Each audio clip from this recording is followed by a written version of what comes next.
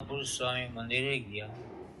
સંતોને કહે છે ચાલો બધાએ 25 માળા કરી પછી સુવાનું છે. અને મહારાજને પ્રાર્થના કરવાની. માળા કર્યા પછી મહારાજ આ જીવરાજ ભાઈનું પારબ્ધ બદલજો, એમને રોગ થયો છે, રોગ મટી જાય કૃપા કરજો. આ બાજુ પ્રાર્થના કરી.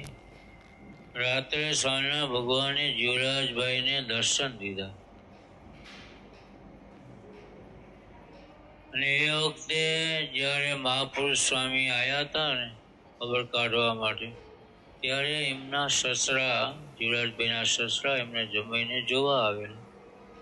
એમના સસરાએ કોઈ ચારણબાઈ હોય ને, ચારણબાઈ એને વાત કરી છે કે અમારા જમાઈ બીમાર છે, તો તમે કંઈક મંત્રેલું કંઈક આપો.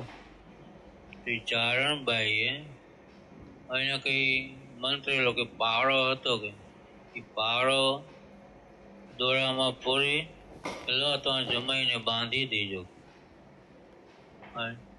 તો એ જીવરાજભાઈના ગળામાં બાંધેલો. જીવરાજભાઈને એનો ખ્યાલ નહીં. અને સ્વામિનારાયણ ભગવાન દર્શન દીધા. જીવરાજભાઈ તે જાગ્યા, ઉતા ઊંઘ તો નથી આવતી, આંખ ખોલી સ્વામિનારાયણ ભગવાન, પણ એમના ગળામાં પાળો જોયો.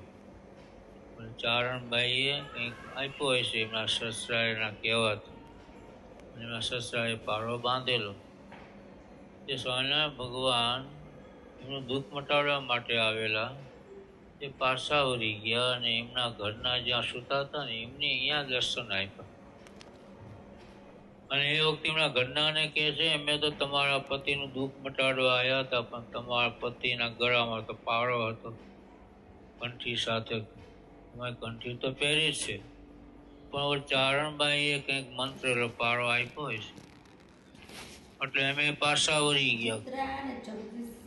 એ પાળો કાઢી નાખજો, એટલે સવારે તમને એમને વાત કરજો. અમે તો મહાપુરુષ સ્વામીના કહેવાથી તમારા પતિનું દુઃખ મટાડવા આવ્યા હતા, પણ પાળો જોઈને અમે તમારી પાસે આવ્યા છીએ. આવી રીતે ભલામણ કરી સ્વામિનારાયણ ભગવાન અદ્રશ્ય થઈ ગયા. જે 2 દિવસો પહેલા મારાથી સત્સંગ સભામાં અંધશ્રદ્ધા વિશે ચારણબાઈનું નિવેદન આપ્યું છે, તે ભૂલ ભરેલું છે, સરળ ચૂકથી આપેલ છે.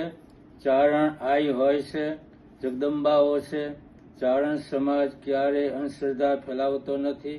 જેથી મારાથી ભૂલ થઈ નિવેદન ન અપાઈ ગયું છે, એ બદલ હું ચારણ સમાજની દિલગીરીથી માફી માંગુ છું.